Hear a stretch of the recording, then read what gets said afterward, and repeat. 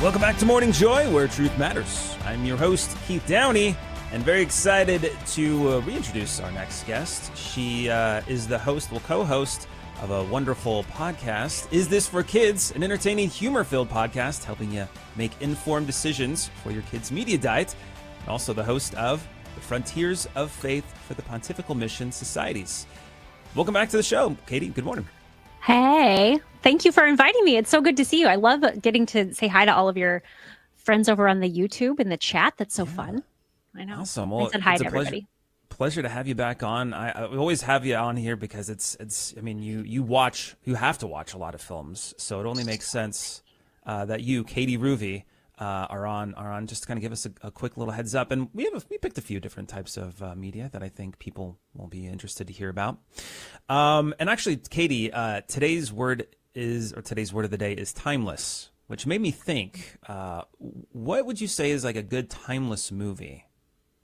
Oh my goodness. I'm always scared that people are going to be mad at me for my movie choices, but my favorite timeless movie would be Back to the Future. I think it's fantastic. The original, the first one, there is a few swears in there, but not too terribly bad. But it's just fun to watch, even the whole series, watch them go to the future in 2015, and you're like, oh, we really did not live up to the expectation. No. Sorry, no flying cars, but we do stare at our phones a lot. Go team. There we go. That's funny because I always did dislike the third movie, and I don't know why, but now as an adult, I really like the third movie. Actually, I probably like it more than the second. Anyways, yes, that's my position as well. That's your position. Okay. Sometimes when I think of timeless, I think of the Lord of the Rings films, which kind of seamlessly leads to our first review, if you will. The Rings of Power. Now, I understand people are like, well, that's not a movie, Keith. That's a series. Yes, I know. But I would say it cost probably more than most films out there to produce. So I figured we could sneak it in. Yeah, absolutely. Did you, I guess to provide a background on what Rings of Power is, it's essentially taken, or at least draws heavily from J.R.R. Tolkien's work, particularly the Silmarillion, which is kind of a collection of stories and myths. Really, it's just it provides a deeper background of the events, or to the events of the Lord of the Rings. Have you watched any of that, Katie? So I watched the first season. I have not. I've only watched one episode of the second season, so I'm not caught up because I think they're on episode 3 now. But 7? 6. Yeah. Okay, Tim is telling me I'm way wrong. I only watched the season premiere. But I have a good friend, Caitlin Fascista. She's Tea with Tolkien on the internet, and she's a huge fan. And she's like, "You have to do this on Is This for Kids?" And I will come on. So.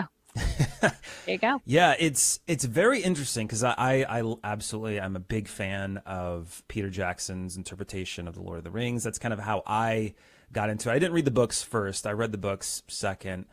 But now that I had this kind of fan base on it, going into the Rings of Power is a little skeptical, just because of how much there is riding on this particular series, because I mean you have so many fans, and this what you have had J.R. Tolkien written, it's I can understand why there's a lot of people that aren't happy about it.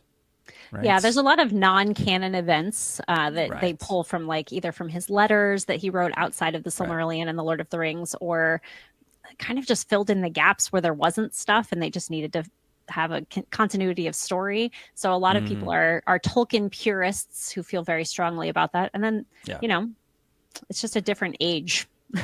It is. And I understand the issues, but it's as someone who's been in the industry, it's really difficult when you do have these gaps and you're just like, well, this is not a direct adaptation of any of the single books. It's just kind of a mishmash and trying to do it right. And that being said, it's interesting that the first season is rated TV 14, but then the second season is rated TV 18. And I'm still trying to figure out because it's just a lot of the, quote unquote violence is very similar to what was on the Lord of the Rings. Well, I've gotten some insight from my friend Caitlin. She actually got previews of the entire thing because she is a Tolkien fancy pants. But so my understanding is that as the season progresses, you do see more and more scenes of torture, Okay. psychological torture as well as physical torture. And That's that right. can be really, really hard, especially for younger people. I know that the physical torture is something people always, that's something we can all agree, like, oh, that's scary to look at. But I Yeah. feel like the psychological torture of things, like what you see in, if you ever watch Stranger Things seasons 3 and 4, that has a lot of that in there. And it can be really hard on younger viewers because it's really hard for them to pinpoint what it is that made it Mm. them uncomfortable, but something did, you know? Interesting. Yeah, now because I've gotten up to the seventh episode. Now that what you said makes complete sense. I'm probably desensitized by now, but yeah, I would say tread with ultimate caution when watching The Rings of Power, which I wouldn't even say with children or maybe not even teenagers, unless you know your children best if they're mature enough. I don't Yeah. know. Teenagers are that kind of very awkward middle space where you kind of have to learn how to parent in this Mm, middle ground where you no longer, I mean, you can forbid things, you can, but they might not yeah, go along with you on it. They might go around your back, and it might be better to have conversations than prohibitions. right. Yeah. Okay, so we talked about Rings of Power. So Transformers One. That is. I didn't even know there was another Transformers movie coming out. What is going on with this, Katie?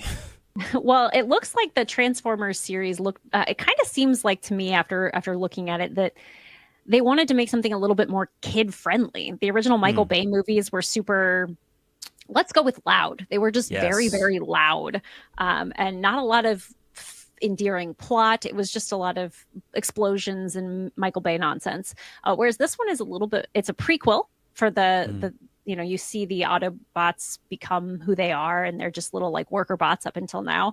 This is computer animated, so it's not a live action film, and it's actually quite appropriate for kids. Very few swears. There's one notable swear where they call somebody a bad Aatron.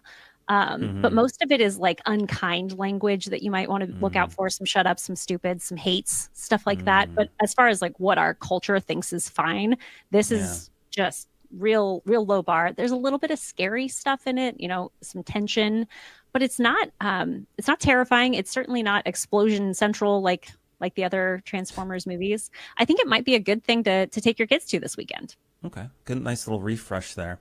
And then last we want to touch on is Monster Summer. So I had the privilege of seeing this. It's not out until October 4th.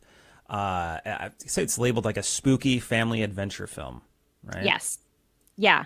Very much in the vein of like, do you remember Goonies? Oh yes, Yeah, absolutely. very Goonies adjacent kind of thing. I absolutely loved Monster Summer. It comes out October 4th. And Hmm. I think Catholics are going to love it because it has a lot of, it's not a Catholic movie, but it has No. positive representations of Catholic characters, which you don't often see in media anymore. Hmm. Um, and I think millennial parents are going to really like it because of some of the cameos and special Yes. guests that are in it. It's pretty cool. Yeah, I was trying to like find a way to explain what you just said without going too far. Like even the Mhm. time frame. If as a millennial, I'm like, oh yeah, I remember these times. Like it's almost an homage to well, I mean even people that aren't millennials, I think even the older generations can appreciate a lot of this because as a millennial, I could see myself as the main characters when you're Mhm. children.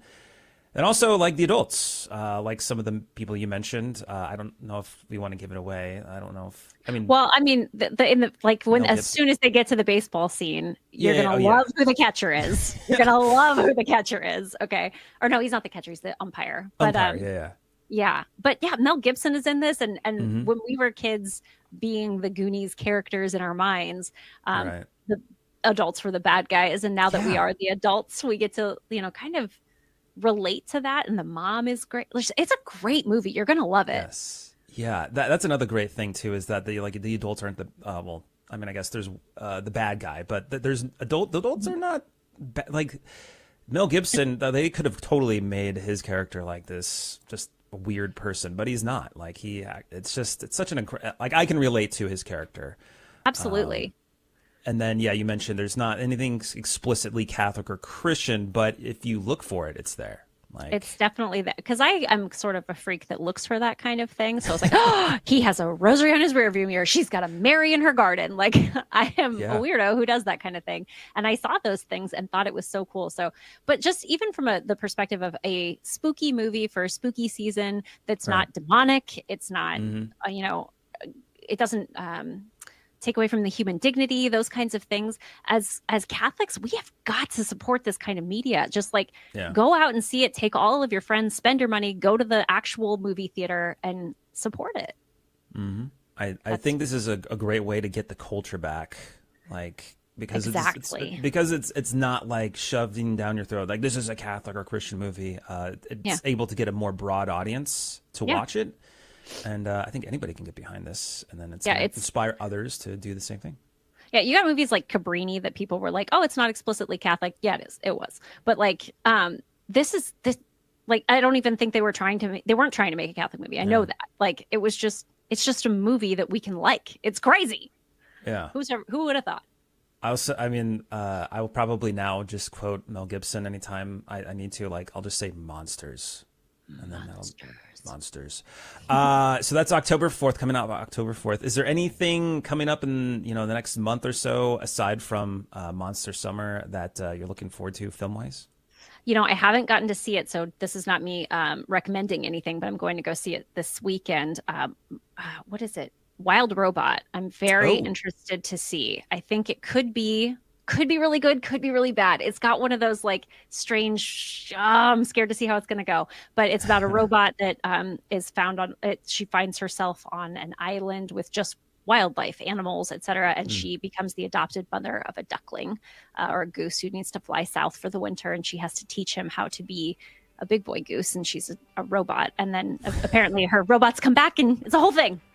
Wow, that's I've heard some good things about. I don't know. I haven't looked too deep into it, but wow, thank you so much, Katie Ruvi, for joining us. If you'd like to see more content like what you just saw, make sure to like, follow, subscribe, tag along, whatever the kids are saying today. I don't know, but hey, also make sure to play our Catholic trivia game where you can win a prize just by playing.